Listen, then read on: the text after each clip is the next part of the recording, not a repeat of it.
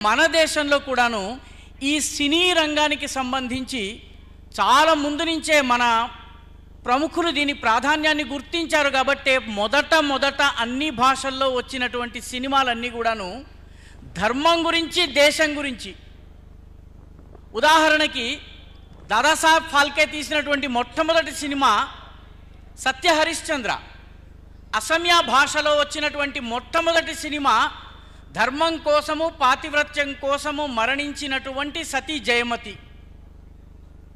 తెలుగులో కూడా అదే రకంగా వచ్చింది. మరాఠీలో కూడాను మొట్టమొదటి సినిమా ఏదైతే వచ్చిందో ఈ రకంగానే ధర్మానికి సంబంధించిన సినిమా వచ్చింది. దురదృష్టవశాత్తు స్వాతంత్రం వచ్చిన తరువాత సినిమా రంగము ఈ ఐడియల్స్ నుంచి దూరం వెళ్ళడం ప్రారంభమైంది. దురదృష్టవశాత్తు కొంతకాలము నెహ్రూవియన్ పాలసీస్ని, సాథీ హాత్ బఢానా, ఏక్ అకేలా థక్ జాయేగా, మిల్కర్ బోझ ఉఠానా, ఇటువంటి పాటలు నెహ్రూ గారి సిద్ధాంతాల్ని ప్రమోట్ చేసేటటువంటి సినిమాలు వచ్చిన నయా దౌర్, మిగతా అనేక సినిమాలు.